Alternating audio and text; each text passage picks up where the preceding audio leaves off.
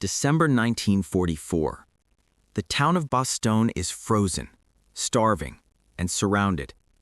American soldiers huddle in snow-covered foxholes, bleeding, hungry, knowing the Germans believe they will soon surrender. Then, from the gray sky above, hundreds of engines roar, 241 planes cutting through blinding winter storms, dropping crates filled with hope. The Germans watch in disbelief. They realize the unthinkable. The 101st Airborne will not surrender. This is not just a story of bullets and artillery. It is a story of courage against impossible odds, of survival in the face of death, and of a psychological battle waged in the skies above.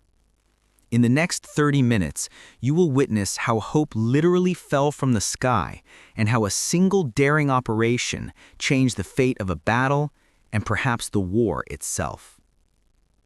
December 23, 1944. The Ardennes forest lies silent under a heavy blanket of snow. The temperature has plummeted to well below zero. In the Belgian town of Bastogne, men are dying. Not from bullets alone, but from the cold, from hunger, from the slow, grinding realization that they might be forgotten. The 101st Airborne Division, the legendary Screaming Eagles, are trapped, completely surrounded by German forces. 7 days ago, they rushed to this crossroads town to block the massive German offensive that history would remember as the Battle of the Bulge. Hitler's last desperate gamble to split the Allied armies and capture the vital port of Antwerp. Bastogne sits at the center of a network of roads that the Germans desperately need. Without those roads, their advance grinds to a halt. The 101st knows this. The Germans know this. And so begins a siege that will test the limits of human endurance. Walk with me now into the foxholes where these men wait. The snow is stained red in places. Bandages freeze solid on wounds before medics can properly dress them. Soldiers share half a biscuit between 3 men. They melt snow in their helmets to drink, knowing it will make them colder but having no other choice. Their boots are soaked through. Frostbite turns fingers and toes black. Some men can no longer feel their feet. They stamp them against the frozen earth, trying to force blood into tissue that refuses to respond. In one foxhole, a young private from Ohio shivers uncontrollably. He hasn't slept in 3 days. Every time he closes his eyes, the screaming of German artillery shells jerks him back to consciousness. His rifle is so cold that touching the metal with bare skin would tear away flesh. He wraps it in a torn piece of tent canvas and holds it close, his only companion in this frozen hell. Nearby, a sergeant moves between positions checking on his men. He sees the look in their eyes.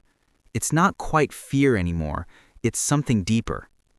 Resignation, perhaps, or the 1,000-yard stare of men who have pushed past the edge of what the human body and mind were meant to endure. He tries to offer encouraging words, but even he doesn't believe them anymore. The supplies are nearly gone. Ammunition is being rationed. Each man is limited to 10 rounds unless the Germans attack. Medical supplies are exhausted. Morphine ran out 2 days ago. Now, wounded men bite down on leather straps and scream through clenched teeth as medics work on them with frozen fingers and inadequate tools. The buildings of Bastogne itself are barely standing. German artillery pounds the town day and night. The beautiful medieval architecture that stood for centuries is reduced to rubble. Civilians huddle in basements alongside American soldiers, sharing the same terror, the same hunger. An old Belgian woman sits in the corner of a cellar clutching a photograph of her son. She hasn't heard from him since he was conscripted by the Germans in 1940. Now armies fight over her home. She has stopped crying. There are no tears left. Above ground, the situation grows more desperate by the hour. The 101st is cut off from all overland supply routes. The German encirclement is complete, tightening like a noose. Panzer divisions patrol the perimeter, their tanks crushing through snowdrifts, engines growling in the frozen air. German infantry dig in around the town, their numbers growing. They have warmth. They have food. They have the confidence of an army on the offensive. They believe with absolute certainty that Bastogne will fall. It's only a matter of time.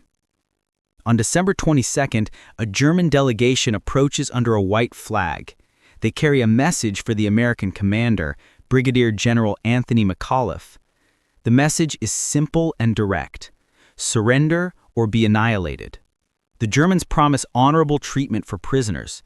They warn that continued resistance will result in the complete destruction of the town and everyone in it. They give the Americans 2 hours to respond. McAuliffe reads the ultimatum in his makeshift command post. Around him, staff officers wait in tense silence. Outside, they can hear the distant rumble of German tanks. Everyone knows the situation. Everyone understands the mathematics of war. They are outnumbered, outgunned, and out of supplies. By every conventional measure, surrender is the logical choice. McAuliffe's response becomes legend. One word: nuts. When the confused German officers ask for clarification, an American colonel tells them to go to hell. The delegation returns to their lines, uncertain what to make of this strange American defiance. But the message is clear: Bastogne will not surrender. The soldiers in the foxholes hear about McAuliffe's response. A ripple of grim laughter moves through the frozen positions. It's the kind of laughter that comes from men who have nothing left to lose. They are going to die here, probably, but they'll die on their feet, not on their knees. There's a certain freedom in that acceptance, a terrible, beautiful freedom. But acceptance doesn't fill empty stomachs. It doesn't stop the creeping numbness of frostbite. It doesn't replace the bullets they've nearly exhausted. In the coming days, when the Germans launch their inevitable final assault, what will these men fight with? Courage alone cannot stop a panzer. And in this darkest moment, as hope seems nothing more than a cruel fantasy, something is happening 200 miles away that will change everything. At airfields across England and France, pilots and crews are being briefed on an operation that seems impossible. Fly through the worst winter weather in decades. Navigate through clouds so thick you can't see your own wingtips. Drop supplies with precision onto a town surrounded by enemy forces. Do this while German anti-aircraft guns track your every move. Do this in aircraft designed for fair weather operations, now pushed far beyond their limits. The weather is so bad that flying is considered suicide. Thick fog blankets the airfields. Ice forms on wings before planes even take off. Visibility is measured in feet, not miles. Every pilot knows that more aircraft have been lost to weather than to enemy fire in this war. Now they're being asked to voluntarily fly into the worst storm system anyone can remember. But they also know what's at stake. They've heard the radio intercepts from Bastogne. They know about the encirclement, the dwindling supplies, the desperate situation. These aren't just coordinates on a map. These are Americans, brothers in arms, men who are counting on them. Lieutenant Colonel Joel Crouch, commanding the 439th Troop Carrier Group, stands before his assembled crews. He doesn't sugarcoat the mission. Some of you won't come back, he tells them. The weather alone could kill you. The Germans will shoot at you all the way in and all the way out. But those men in Bastogne have been holding that town for a week. They've bled for every inch of ground. They've refused to surrender, even when surrounded. Now they need us. They need what we can carry. They need proof that they haven't been abandoned. The crews listen in silence. Then, one by one, pilots step forward. I'm in. Me too. Count me in. Every single crew volunteers. Not one man backs down. The quartermaster teams work through the night loading aircraft with everything the 101st needs. Ammunition in every caliber, medical supplies, food, winter clothing, batteries for radios, even rolled up newspapers and cigarettes. They pack the supplies into bundles designed to survive a parachute drop. Each bundle is carefully weighed and secured. A bundle dropped in the wrong place could kill someone. A bundle that breaks apart in the air wastes precious cargo. Everything must be perfect. The meteorologists study weather maps with growing concern. The storm system hasn't weakened. If anything, it's intensified. Cloud ceilings are at 200 feet in some areas, zero visibility in others. Icing conditions throughout. By every reasonable standard, this mission should be scrubbed. But there's nothing reasonable about war. The decision is made. They fly. December 23rd dawns gray and miserable. The fog is so thick that ground crews can barely see the aircraft they're working on. Engines cough to life, blue exhaust visible for only a moment before the fog swallows it. Pilots run through pre-flight checks, their breath freezing in the cockpit air. They know this could be the last time they do this. They do it anyway, with the calm professionalism of men who have accepted their fate. The first aircraft begin to taxi. They move slowly, following painted lines they can barely see. Tower controllers guide them with radio calls and flashing lights. One by one, bombers and cargo planes line up on runways across England and France. The sound builds. Engines roaring, propellers beating the air. The mechanical symphony of an air force preparing to launch. And then they lift off into the gray nothing. Inside the cockpits, pilots fly on instruments alone. They cannot see the ground. They cannot see the sky. They cannot see the other aircraft they know are nearby. They fly by faith and training, trusting the needles and gauges before them. Co-pilots call out readings. Navigators plot courses on maps spread across their knees. The aircraft shake and buck in the turbulence. Ice forms on the leading edges of wings, adding weight, disrupting airflow, threatening to pull them from the sky. Some planes do fall. Engines fail in the extreme cold. Pilots lose orientation in the clouds and spiral into the ground. Collisions happen when aircraft emerge from fog banks too close together. These losses are reported matter-of-factly over the radio. Then the mission continues. There's no time for mourning, not yet. But the majority push through. They climb above the worst of the weather, finding brief moments of clear air between cloud layers. Squadron leaders guide their formations with radio calls and careful navigation. They're flying toward Bastogne, toward the surrounded Americans, toward a town that has become a symbol of everything this war is about. In Bastogne, the morning of December 23rd begins like all the others, cold, hungry, desperate. Men go through the motions of survival. They clean weapons with numb fingers.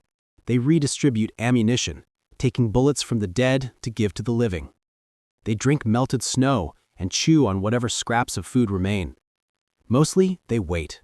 For the German attack everyone knows is coming. For the end. Then, someone hears it. A sound in the distance. Engines. Multiple engines. At first, no one dares to hope. It could be German aircraft. Probably is. They've been bombed and strafed before. Everyone takes cover, preparing for another attack. But the sound grows, and with it, a realization. Too many engines. Too coordinated. This isn't an attack. This is something else. Soldiers emerged from foxholes in basements, staring up at the gray sky. They see nothing at first, just the same oppressive clouds that have covered them for days. But the sound is unmistakable now, a roar that shakes the air, growing louder, closer. And then the clouds part, just slightly, just enough. And through that gap in the gray, they appear. Aircraft. Dozens of them. Scores of them flying in tight formation, silhouetted against the winter sky. C-47s and B-17s and every type of cargo plane the Army Air Forces can muster. 241 aircraft in total, although the men on the ground cannot count them. They see only a miracle. The first parachutes blossom in the air. Red and white and yellow canopies, each one carrying a bundle of supplies. They float down through the freezing air, drifting with the wind, descending toward the snow-covered town. More follow. Dozens. Hundreds. The sky fills with parachutes, a blizzard of hope falling from above. On the ground, soldiers break from cover and run toward the drop zones. They're screaming, crying, laughing. Some fall to their knees in the snow, overcome with emotion. They're not forgotten. They're not abandoned. Help has come. A young private catches sight of a parachute descending toward his position. He runs through the snow, waving his arms, shouting at the sky. The bundle lands 20 feet away, hitting the snow with a soft thump. He tears open the canvas wrapping with desperate hands. Inside, ammunition boxes, cartons of cigarettes, chocolate bars. He holds up a chocolate bar like it's the most precious thing in the world. To him, in this moment, it is. All across Bastogne, the same scene repeats. Soldiers dragging bundles to safety, medics finding desperately needed morphine and bandages, machine gunners loading fresh belts of ammunition, the quartermasters organizing the chaos, ensuring supplies get where they're needed most. It's controlled pandemonium, and it's the most beautiful thing these men have ever seen. But above them, the pilots are fighting for their lives. The German anti-aircraft guns have found their range. Black puffs of flak burst among the formations. Shrapnel tears through aluminum skin. One C-47 takes a direct hit, its wing shearing away. The plane tumbles from the sky, trailing smoke and fire. The crew doesn't have time to bail out. They ride it down, giving their lives to deliver hope to the men below. Other aircraft are hit but stay airborne. Pilots fight damaged controls, coaxing wounded planes through their drop runs. They must maintain course and speed to ensure accurate drops. Even with flak bursting around them, even with engines failing, they hold steady. The mission comes first. The men below are counting on them. A B-24 bomber, pressed into cargo service, takes heavy damage. Its number 3 engine is on fire. Hydraulics are failing. The pilot, a kid from Kansas, barely old enough to drink, keeps the aircraft level as the crew pushes bundles out the cargo door. Only when the last bundle is away does he bank hard, leaving the drop zone, fighting to gain altitude. They make it 10 miles before the fire spreads. The crew bails out over friendly territory, parachuting into the snow. The pilot is the last to leave, riding the dying aircraft as long as he dares, ensuring his men get out first. He pulls his ripcord with seconds to spare, watching his bomber auger into the forest below. Back in Bastogne, soldiers don't know about these individual sacrifices. They see only the results. More parachutes, more supplies. The drop continues for hours, wave after wave of aircraft, pushing through the storm, through the flak, determined to complete the mission. German troops watch from their positions surrounding the town. What they see defies belief. How is this possible? The weather is atrocious. Their intelligence said the Americans couldn't supply Bastogne. Their generals promised the siege would starve the defenders into submission. Yet here, before their eyes, the sky rains supplies. The Americans aren't starving. They're being fed. They aren't running out of ammunition. They're being resupplied with enough to fight for weeks. A German lieutenant lowers his binoculars, his face pale.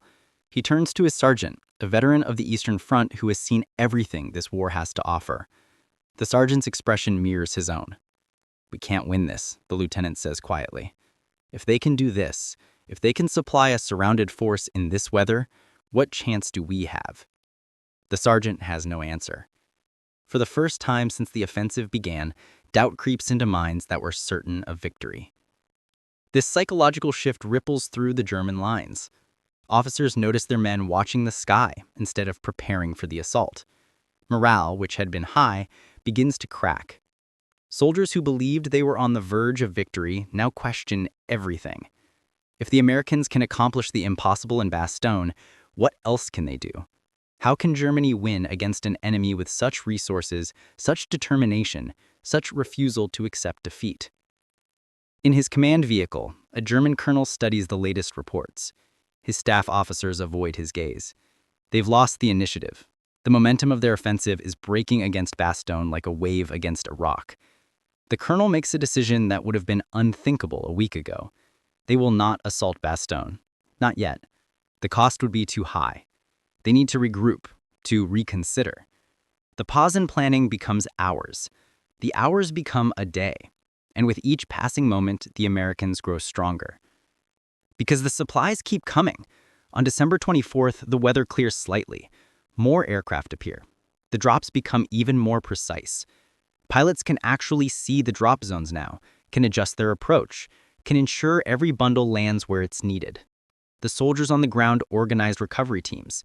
They establish supply dumps. They distribute ammunition and food according to need. The transformation is remarkable.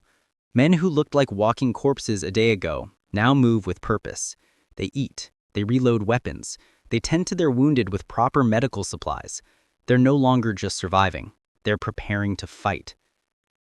The 101st Airborne Division has held Bastogne for 8 days now. 8 days of hell. 8 days that tested every man to his breaking point and beyond. But they held, and now, resupplied, defiant, they're ready for whatever comes. General McAuliffe walks through the town, observing his men. He sees the change in them. The hollow eyes have regained their spark. The slumped shoulders have straightened. They're joking with each other again, that dark soldier humor that keeps men sane in insane circumstances. One private is singing, off-key and too loud, some ridiculous song about Santa Claus. Others join in, their voices carrying through the frozen air. It's the most absurd thing McAuliffe has ever heard. It's also the most beautiful. He stops at a forward position where a squad is manning a machine gun. The weapon gleams with fresh oil. Ammunition boxes are stacked neatly beside it. The soldiers look at their general with something approaching affection. One of them grins, showing the gap where he lost a tooth to German shrapnel. "We're good to go, sir. Let him come." And they come due, but not in the overwhelming assault the Germans planned. Their attacks are tentative now, probing, testing. Each one is thrown back with concentrated fire from freshly supplied weapons. The 101st doesn't just defend, they counterattack. Small unit actions that reclaim ground, inflict casualties, keep the Germans off balance. The besiegers become the besieged, psychologically, if not physically. The pilots continue their missions, flying supply run after supply run. Some crews fly multiple sorties in a single day, landing just long enough to refuel and reload before taking off again. They're exhausted, running on coffee and determination, but they won't quit, can't quit. Those men in Bastogne are counting on them. One pilot, after his third mission of the day, staggers from his aircraft on legs that barely support him. His crew chief catches him before he falls. The pilot is shaking from fatigue, his face gray with exhaustion. "Just need a minute," he mumbles, "and we go again."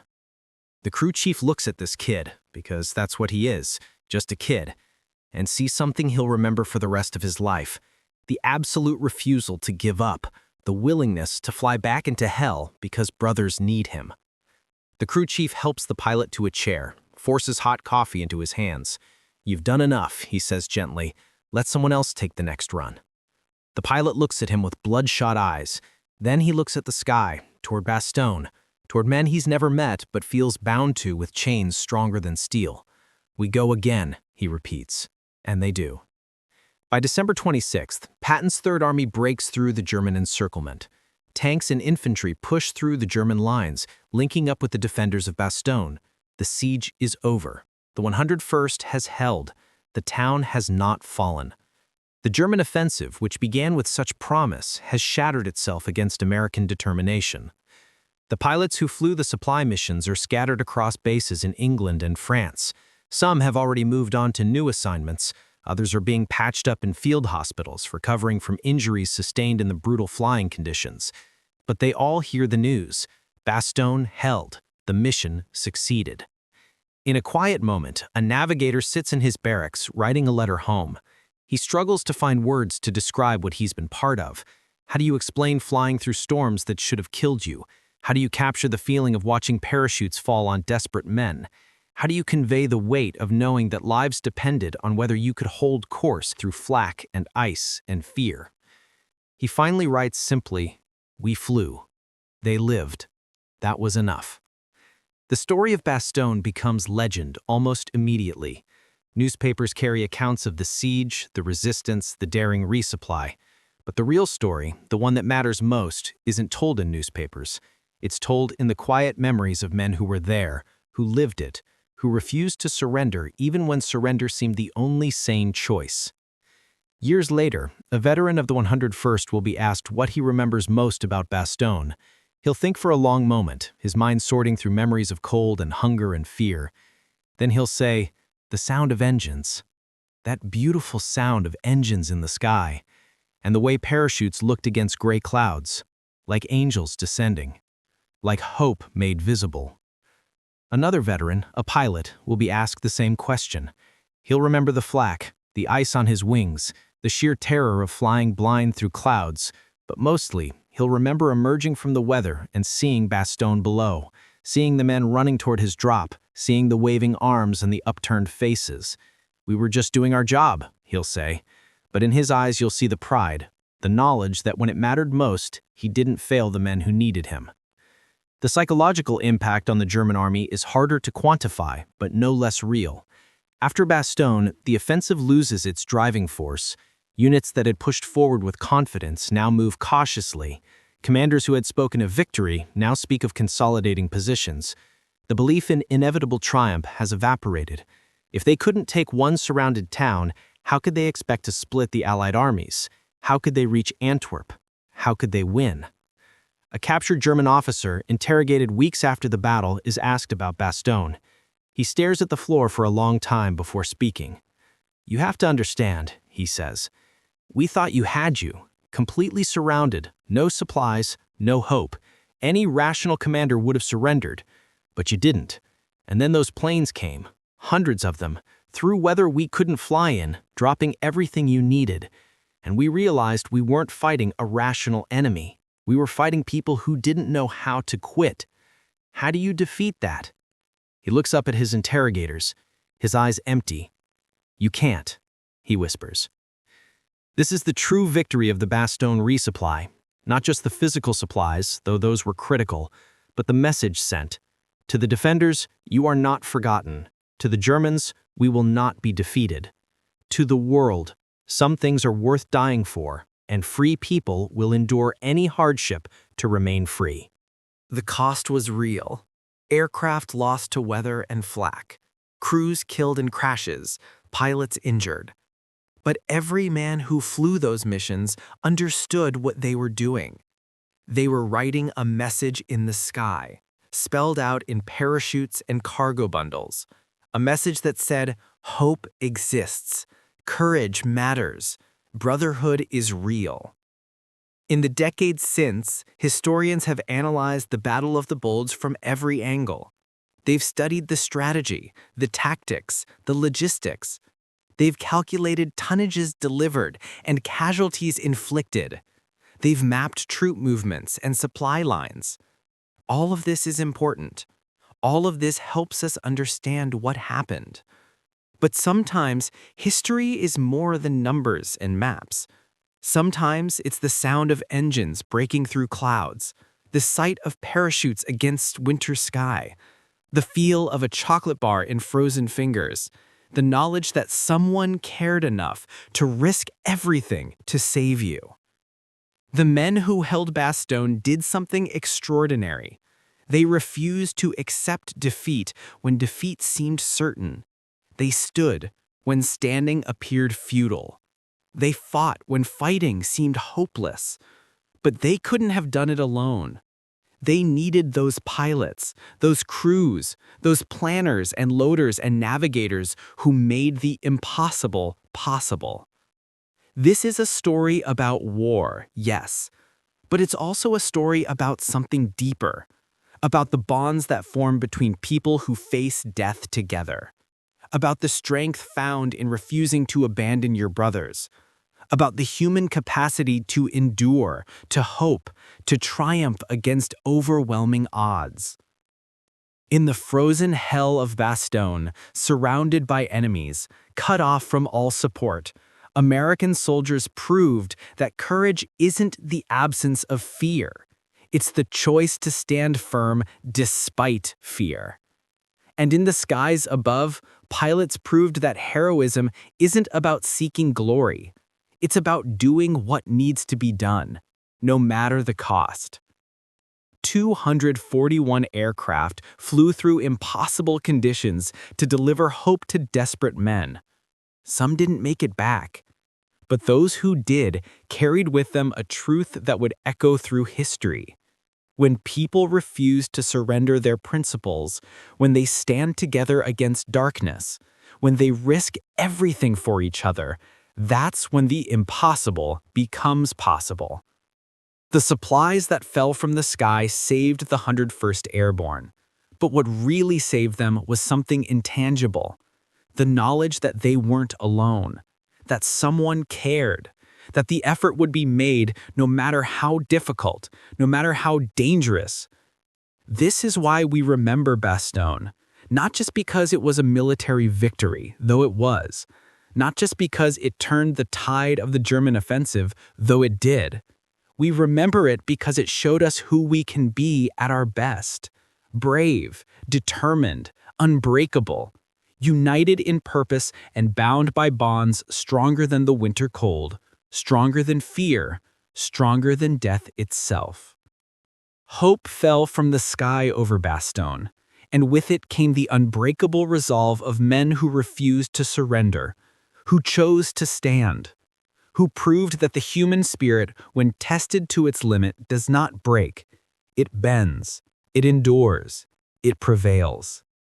That lesson echoes still, 70 years later, in every challenge we face, in every moment when giving up seems easier than continuing, in every dark hour when hope appears lost. The story of Bastogne whispers to us across the decades, keep faith, stand firm, help is coming. And even if it doesn't, stand anyway. Because that's what free people do. That's what honor demands. That's what those men taught us in the frozen Belgian winter of 1944. In the frozen hell of Bastogne, hope fell from the sky, and with it came the unbreakable resolve of men who refused to surrender, who chose to stand, who proved that the human spirit, when tested to its limit, does not break. It bends. It endures. It prevails.